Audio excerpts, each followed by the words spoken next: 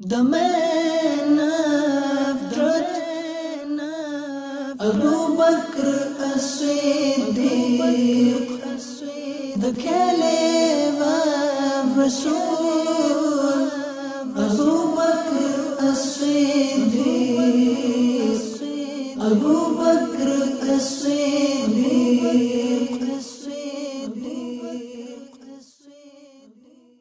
Alhamdulillahi Rabbil Alameen, wassalatu wassalamu ala Sayyidil Mursaleen. Amma ba'd, fa'a'udhu billahi minash shaitanir rajim. Bismillahir Rahmanir Rahim. Assalatu wassalamu alayka ya Rasulallah, wa ala alika wa ashabika ya Habiballah. Assalatu wassalamu alayka ya Nabiyallah, wa ala alika wa ashabika ya Noorallah. Dear Islamic brothers, dear viewers and listeners of Madani channel, at the outset and the beginning of this silsila, please try to make as many good intentions as possible to gain the maximum amount of rewards. For example, I will listen to this silsila for the pleasure of Almighty Allah Azza wa Jal. I will note down whatever important points there are in this silsila and I will practice upon them, inshallah ta'ala. Make these good intentions. I will encourage them to my spouse, my children, my family, my friends, and my society. In this manner, try to make as many good intentions, inshallah ta'ala, to gain maximum rewards. Indeed, there are countless of benefits and blessings in reciting salawat, durood, and salutations upon our Master Rasulullah sallallahu ta'ala alayhi wa sallam. With the reference of Al-Qawlul Badi', our beloved Master, the knower of the unseen, the owner of Jannah, sallallahu ta'ala alayhi wa sallam, has said, that person who recites durood, salat upon me 50 times every day, I will shake hands with him on the day of judgment. Subhanallah. Sallu ala al-Habib, sallallahu ta'ala ala Muhammad, sallallahu ta'ala alayhi wa alihi wa sallam. Salatu wa salaman alayka ya Rasulullah, sallallahu alayhi wa sallam. Indeed, Sayyidina Abu Bakr as-Siddiq radiyallahu ta'ala anhu, who is the first Khalifa of Islam, the first successor of Rasulullah sallallahu ta'ala alayhi wa alihi wa sallam, has a very unique status in the court of Allah Azza wa Jal, in the court of Rasulullah sallallahu ta'ala alayhi wa alihi wa sallam. Our master, our leader, Al-Hazrat, the leader of the Ahl Sunnah, Imam Ahmad Raza Khan, rahmatullahi ta'ala alayhi, has mentioned in Fatawa Razwiyah, volume 8, those ahadith in which Rasulullah sallallahu ta'ala alayhi wa sallam has spoken about the status and rank of Sayyidina Abu Bakr as-Siddiq radiyallahu ta'ala anhu. Here, just a few will be presented to show us his great rank in the court of Allah Azza wa Jal and Rasulullah sallallahu ta'ala alayhi wa sallam.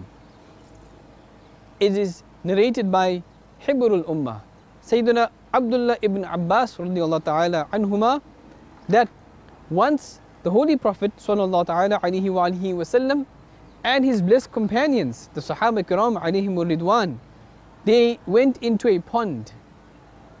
Rasulullah sallallahu ta'ala alayhi wa sallam said, everybody swim to your closest friend. Everybody swim to his closest friend. So they all did so, and then only Rasulullah sallallahu ta'ala alayhi wa sallam and Sayyidina Abu Bakr as-Siddiq radiyallahu ta'ala anhu were left. Nabi sallallahu ta'ala alayhi wa sallam moved towards Sayyidina Abu Bakr as-Siddiq radiyallahu ta'ala anhu, embraced him and said, if I were to make anybody my Khalil, it would be Abu Bakr radiyallahu ta'ala anhu. However, he is my closest friend. Furthermore, Sayyidina Jabir ibn Abdullah radiyallahu ta'ala an has stated, once we were present in the service of Rasulullah sallallahu ta'ala alayhi wa sallam, when he sallallahu ta'ala alayhi wa sallam said, right now a person is about to appear in front of you who has been made the best and the most noble after me, and his intercession, his shafa'ah will be like the intercession of the prophets alayhimus salam. We were present, and then we saw that Sayyidina Abu Bakr Siddiq radiyallahu ta'ala anhu appeared. the Prophet of Allah Azza wa Jalla wa sallallahu ta'ala alayhi wa alihi wa sallam stood up, kissed him, and then embraced him. Subhanallah. Hibrul Ummah, Sayyidina Abdullah ibn Abbas radiallahu ta'ala anhuma has narrated, I saw the Rasul sallallahu ta'ala alayhi wa sallam standing with the command of the believers, Sayyidina Ali karramallahu ta'ala wajhahul kareem. When Sayyidina Abu Bakr Siddiq radiyallahu ta'ala anhu arrived, the beloved Rasul sallallahu ta'ala alayhi wa sallam greeted him, embraced him, and kissed his face. Sayyidina Ali karramallahu ta'ala wajhahul kareem said, the Holy Prophet sallallahu ta'ala alayhi wa sallam kissed the face of Abu Bakr radiyallahu ta'ala anhu. The blessed Rasul sallallahu ta'ala alayhi wa sallam replied, O Abul Hasan, the status of Abu Bakr in my court is similar to my status in the court of Allah Azza wa Jal. Subhanallah. The Imam and leader of the Ahl Sunnah, Ala Hazrat Imam Ahmad Raza Khan alayhi rahmatur rahman, has stated in Fatawa Rizwiya Sharif, the awliya, the friends of Allah Azza wa Jal, wa rahimahumullah ta'ala, they say that in the entire universe there is no peer, there is no murshid and spiritual guide that can compare to Rasulullah sallallahu ta'ala alayhi wa sallam, and there is no murid and disciple who can compare to Sayyidina Abu Bakr Siddiq radiyallahu ta'ala an. Sallu ala al-Habib sallallahu ta'ala ala Muhammad sallallahu alayhi wa sallam. In the famous book Sawana Karbala, page 41, the 92-page publication by Maktabatul Madina, the publishing department of Dawud Islami, it is stated in Bukhari and Muslim Sharif, that is muttafaqun alayh, that both report from Sayyidina Abu Musa Ash'ari radiyallahu ta'ala anhu that Rasulullah sallallahu ta'ala alayhi wa sallam was ill, and this illness was very severe. So he sallallahu ta'ala alayhi wa sallam said, order Abu Bakr to lead the salah.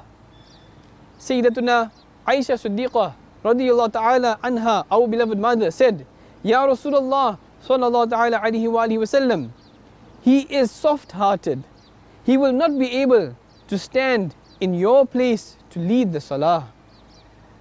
The Holy Prophet sallallahu ta'ala alayhi wa sallam said, order Abu Bakr to lead the salah. She radiyallahu ta'ala anha again offered the same concern.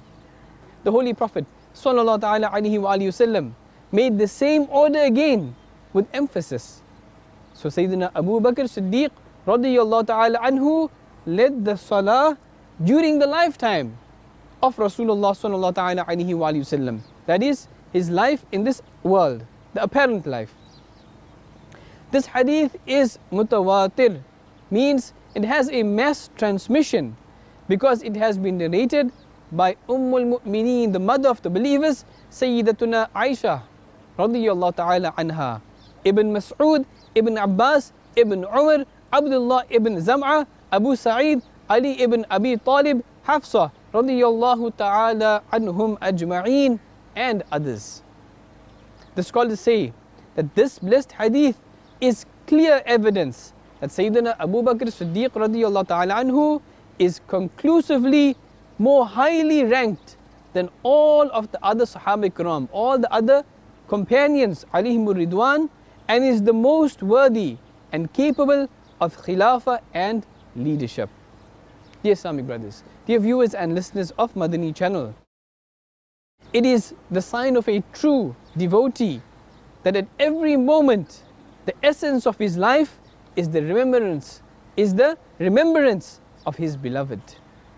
When those who are unaware of the taste of the love of Rasulullah sallallahu ta'ala alayhi wa sallam are not able to understand the lifestyles of the devotees, they make fun of them or criticize them.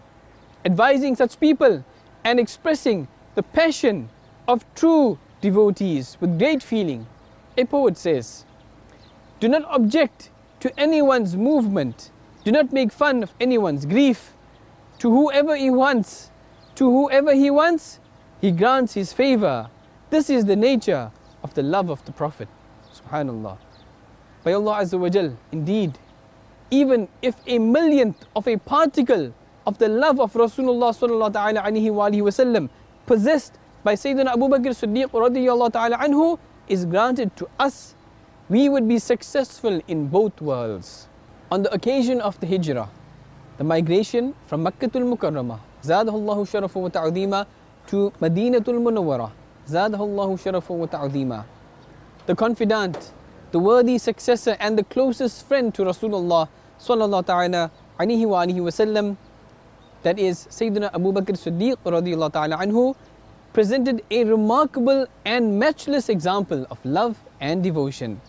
There are slight variations of a few words across various books regarding the incident, which has been narrated as follows.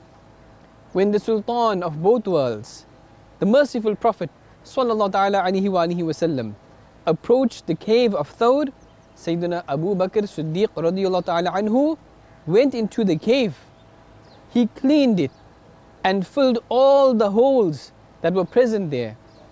He was unable to find anything to fill the last two holes, so he plugged them with his blessed feet. That is, he blocked them with his blessed feet. Then he requested the embodiment of Noor, the comforter of the souls, Rasulullah sallallahu ta'ala alayhi wa alihi wasallam, to enter. The Holy Prophet sallallahu ta'ala alayhi wa alihi wasallam then entered the cave, rested his graceful head on the lap of his loyal friend, Sayyidina Abu Bakr Siddiq radiyallahu ta'ala anhu, and began to rest and sleep. Now there was a snake in that cave which bit the foot of Sayyidina Siddiq Akbar radiyallahu ta'ala anhu. But may we be sacrificed for that embodiment of love, that he remained completely motionless and silent despite the intense pain and agony, only for the reason that he did not want to cause any discomfort and disturbance in the resting of Mustafa sallallahu ta'ala alayhi wa alihi wasallam. However, due to the intense level of pain, tears began to flow unintentionally from his blessed eyes. When some of those tears of love fell onto the compassionate face of Rasulullah sallallahu ta'ala alayhi wa alihi wasallam, he sallallahu ta'ala alayhi wa alihi wasallam awoke and asked, "O Abu Bakr radiyallahu ta'ala anhu, why are you crying?" Sayyidina Siddiq Akbar radiyallahu ta'ala anhu told him about the entire incident of that snake. The beloved Rasul sallallahu ta'ala alayhi wa alihi wasallam then placed and rubbed some of his blessed saliva on the part of the foot that had been bitten, and the wound healed up immediately. Subhanallah. Sallu ala al-Habib sallallahu ta'ala ala Muhammad sallallahu ta'ala alayhi wa alihi wasallam. When Sayyidina Siddiq Akbar radiyallahu ta'ala anhu went into the cave along with the knower of the unseen, the immaculate Prophet sallallahu ta'ala alayhi wa alihi wasallam, those disbelievers who were chasing had almost reached the cave. The presence of both of these respected personalities in the cave has been mentioned by Almighty Allah Azza wa Jal in the glorious Quran in Surah Tawbah verse 40. Bismillahir Rahmanir Rahim. ثاني اثنين إذ هما في الغار. Translation from Kanzul Iman. Just as two men when they both were in the cave. Almighty Allah Azza wa Jal created the physical sources of protection for these two respected individuals in such a way that as soon as the Holy Prophet sallallahu ta'ala alayhi wa alihi wasallam entered the cave along with Siddiq Akbar radiyallahu ta'ala anhu, a divine guard of protection was placed there. A spider cast its web across the mouth of this cave, and a pigeon had laid its eggs at the edge. On page 132 of Mukashafatul Qulub, the 680-page publication of Maktabatul Madinah, the publishing department of Dawud Islami, it is stated, all this was done to prevent the disbelievers from finding them in the cave. Allah Azza wa Jal bestowed such a unique reward to those 2 pigeons that to this day all of the pigeons in the haram of Makkah Sharif, Zadahallahu Sharafun wa Ta'zima, are from the offspring of those pigeons. Subhanallah. Just as they protected the merciful Prophet Sallallahu Ta'ala Alaihi Wasallam by the command of Allah Azza wa Jal, He Azza wa Jal laid down a restriction of hunting them in the haram. When the disbelievers of the Quraysh saw the nest and the eggs of the pigeon, they began to say, if there were any people here, the spider would not have cast its web, and nor would the pigeon have laid its eggs. Hearing the sound of the disbelievers, Sayyidina Abu Bakr as-Siddiq radiyallahu ta'ala anhu became worried and said, Ya Rasulullah sallallahu ta'ala alayhi wa sallam,